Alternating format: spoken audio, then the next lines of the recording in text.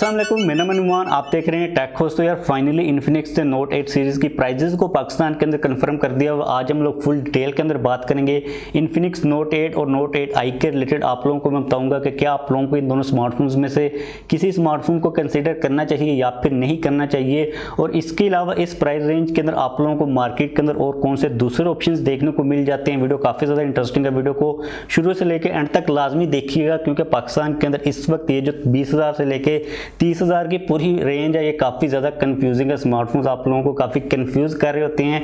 तो सबसे पहले हम लोग बात कर लेते हैं यहाँ पर इन्फिनिक्स नोट 8 सीरीज़ के प्राइजेस की। तो यहाँ पर जो इन्फिनिक्स नोट 8 आई है 6GB रैम के साथ 128GB वाला वेरिएंट, उसकी प्राइस रखी है इन्फिनिक्स ने 27,000। और जो इन्फिनिक्स नोट 8 सिंपल है 6GB रैम के साथ 128GB वाला वेरिएंट, उसकी प्राइस इन्फिनिक्स ने रखी है 30,000 रुपये। अब ये जो दोनों स्मार्टफोन्स है, मुझे लगता है कि ओवर प्राइस होने के बिल्कुल एक एंड वाले जो पीक वाला लेवल वहाँ पर पहुँच चुके हुए हैं। अगर हम लोग इनके दरमियान डिफरेंस की बात कर लेते हैं तो इनके दरमियान इतना कोई खास डिफरेंस नहीं है। आप लोगों को थोड़ा सा डिस्प्ले के साइज़ के अंदर डिफरेंस देखने को मिल जाता है और थोड़ा सा कैमराज के अंदर डिफरेंस देखने को मिल जाता है। अब यहाँ पर जो एक इंपॉर्टेंट बात आप लोगों के साथ मैं शेयर करना चाह रहा हूँ कि 20,000 से लेकर 30,000 के प्राइस टैग के अंदर आप लोग किसी भी स्मार्टफोन के कैमरा को ले लो, इससे कोई फर्क नहीं पड़ता कि किसी के अंदर हमें फ्रंट के ऊपर 2 कैमराज मिल रहे हैं या फिर 1 मिल रहा है, बैक साइड के ऊपर 2 मिल रहे हैं या फिर 4 मिल रहे हैं। आपको जितने भी कैमराज मिलते हैं सारों के अंदर आपको अगर अच्छी क्वालिटी चाहिए तो अच्छी लाइट को प्रोवाइड करना पड़ता है। मतलब हमें कैमराज के ऊपर इतना कोई टाइम इन्वेस्ट करने की ज़रूरत नहीं है, इनके दरमियान को इतना आपको डिफरेंस देखने को नहीं मिलेगा। दूसरी बात, जहाँ पर डिस्प्ले किया तो आप लोग डिस्प्ले के साइज़ को देख सकते हो जो आपको सूटेबल लगे। मतलब ये कोई ऐसी चीज़ नहीं है जिसके ऊपर हमें टाइम को इन्वेस्ट करना चाहिए। अगर हम लोग बात करते हैं दोनों स्मार्टफोन्स के मेन हाईलाइटिंग फीचर्स की, तो दोनों के अंदर हमें सेम ही मिलते हैं। दोनों के अंदर हमें मीडियाटेक का हीलो G80 प्रोसेसर मिल जाता है, 6GB की रैम है, 18 वाट की फास्ट चार्जिंग की सपोर्ट मिल जाती है। मुझे लगता है कि ये वाले जो फीचर है मोर देन इनफ है हमारे लिए। अगर हम लोग यहाँ पर बात करते हैं, इन शॉर्ट आप लोगों को मैं कंफ्यूज ना करूँ, क्या ये smartphones best value for money है या फिर नहीं है, तो यार डेफिनेटली नहीं है। मार्केट के अंदर हमें इनके अलावा और काफ़ी ज़्यादा बेस्ट ऑप्शन देखने को मिल जाते हैं। अब जब हम लोग बात करते हैं इन्फिनिक्स नोट 7 की, तो उस वक्त मार्केट के अंदर इतने कोई खास ज़्यादा ऑप्शंस मौजूद नहीं थे, इसलिए हमारी जो उम्मीदें थी इन्फिनिक्स नोट 8 सीरीज़ को लेके वो काफ़ी ज़्यादा थी। लेकिन आज की डेट के अंदर मार्केट के अंदर हमें काफ़ी ज़्यादा अच्छे ऑल्टरनेटिव्स भी देखने को मिल जाते हैं। अब ये जो प्राइस टैग है 20,000 से लेकर 30,000 वाला, इसके अंदर अगर मुझसे कोई बंदा स्मार्टफोन पूछता है कि उसको कौन सा बाय करना चाहिए, तो मैं विदाउट एनी थिंकिंग उसको Redmi 9 ही सजेस्ट करता हूँ। 4GB रैम के साथ 128GB की इंटरनल स्टोरेज वाला वेरिएंट। उसके अलावा ये Redmi 9 एक वाहिद फ़ोन है जिसके अंदर हमें 1080p डिस्प्ले मिल रहा है। अब इस प्राइस रेंज के अंदर इस स्मार्टफोन के अलावा आप लोगों को और कोई भी smartphone company 1080p display provide नहीं कर रही, और मैंने उसको रिव्यू किया है। आप लोगों को मैं एक्चुअल में बता सकता हूँ कि 720p वर्सेस 1080p जो डिस्प्ले होता है वो काफ़ी ज़्यादा आप लोगों को डिफरेंस प्रोवाइड कर रहा होता है। इन दोनों स्मार्टफोन्स के अंदर हमें जो डिस्प्लेज मिल रहे हैं वो 720p मिल रहे हैं, लेकिन इनके अंदर हमें 60 हर्ट्ज का रिफ्रेश रेट मिल रहा है। आप लोगों को इसी प्राइस रेंज के अंदर डिफरेंट स्मार्टफोन कंपनीज 90 हर्ट्ज का रिफ्रेश रेट भी प्रोवाइड कर रही हैं। अगर तो आप लोग Redmi 9 की तरफ भी नहीं जाना चाहते, मतलब उसकी जो प्राइस है वो 27,500 या यहाँ पर कहीं पर है, ऊपर नीचे थोड़ी सी हो सकती है, लेकिन 27,000 के राउंड आप लोगों को कहीं पर देखने को मिल जाएगा। G80 प्रोसेसर, उसके अंदर एक मसला ये है कि 4GB की रैम है, लेकिन ऑल दो कि वो एक परफेक्ट फ़ोन है। लेकिन अगर आप लोगों को इसी प्राइस रेंज के अंदर 90 हर्ट्ज का रिफ्रेश रेट चाहिए तो आप लोग Realme C17 की तरफ जा सकते हैं, जो कि आप लोगों को 29,000 के प्राइस टैग के अंदर देखने को मिल जाएगा। इसके अंदर भी 720p डिस्प्ले है, लेकिन 90 हर्ट्ज के रिफ्रेश रेट के साथ आता है, लेकिन इसके अंदर भी हमें 6GB की रैम मिल जाती है, साथ में 128GB की इंटरनल स्टोरेज मिल जाती है। जो प्रोसेसर यहाँ पर यूज़ किया गया वो स्नैपड्रैगन 460 प्रोसेसर है, जो कि मुझे लगता है कि एक टॉप लेवल का प्रोसेसर तो नहीं है, लेकिन आप लोग कह लो कि आपका गुजारा अच्छा हो जाता है, एक वेल बैलेंस प्रोसेसर है। इसके अंदर हमें 5000 mAh की बैटरी मिलती है, साथ में 18 वाट की फास्ट चार्जिंग की सपोर्ट मिल जाती है। यानी कि मेन डिफरेंस यहाँ पर यही है कि 90 हर्ट्ज का रिफ्रेश रेट है जो कि ये प्रोवाइड करें हैं। उसके अलावा अगर आप लोग ओप्पो की तरफ जाना चाहते हो तो इसी सेम प्राइस टैग के अंदर आप लोगों को 28,000 के प्राइस के अराउंड कहीं पर ओप्पो A53 देखने को मिल जाता है। इसके अंदर भी 720p डिस्प्ले है, लेकिन 90 हर्ट्ज का रिफ्रेश रेट मौजूद है, 4GB की रैम है, साथ में 64GB की इंटरनल स्टोरेज है। इसके अंदर हमें स्नैपड्रैगन 460 अगेन प्रोसेसर वही सेम देखने को मिल जाता है, 5000 mAh की बैटरी के साथ 18 वाट की फास्ट चार्जिंग की सपोर्ट है।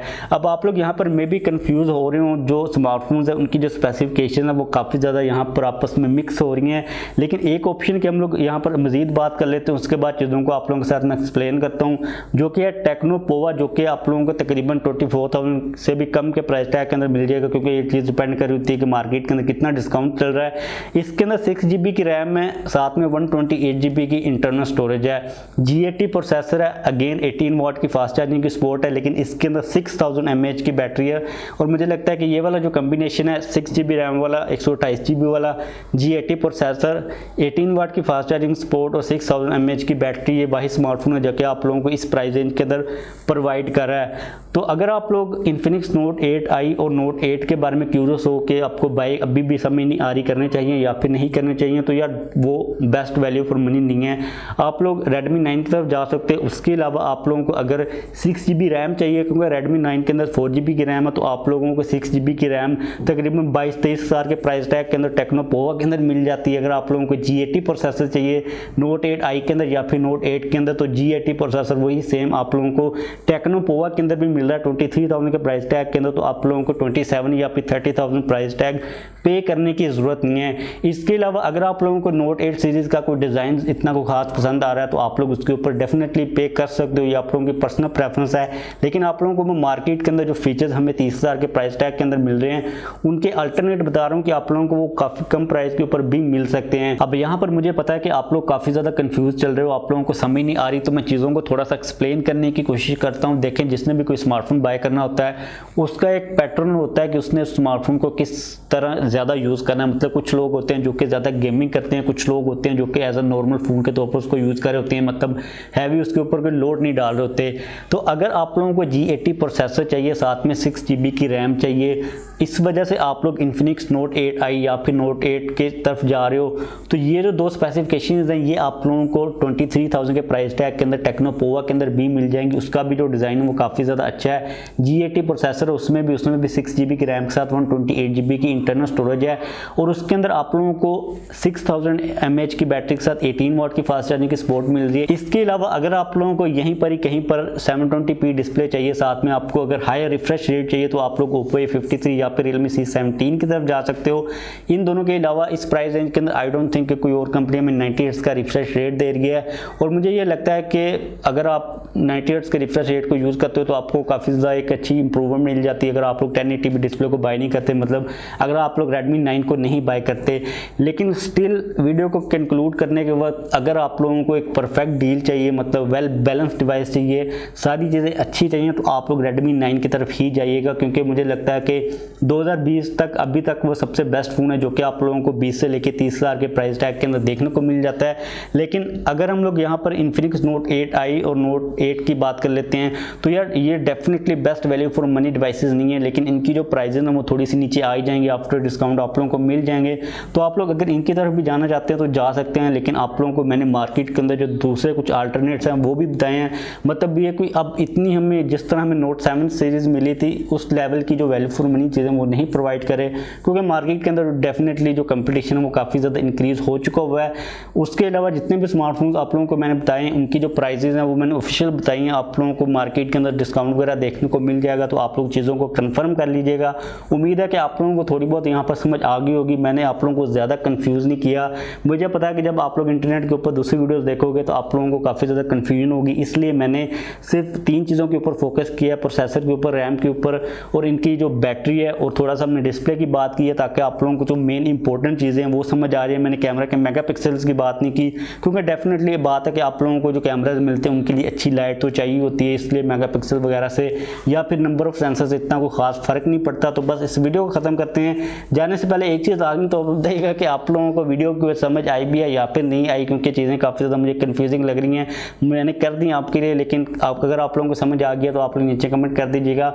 और आप लोगों का क्या ख्याल है Infinix Note 8i और Note 8 की प्राइस के रिलेटेड? आप लोग क्या सोचते हो, Infinix ने एक अच्छी प्राइस रखी है या फिर नहीं रखी? आप लोग अपनी राय का इज़हार लाजमी तौर पर कीजिएगा। और जाने से पहले अगर आपने अभी तक इस वीडियो को लाइक नहीं किया तो लाइक भी कर दीजिए, और अगर आपने अभी तक चैनल को सब्सक्राइब नहीं किया तो चैनल को भी सब्सक्राइब कर लीजिए।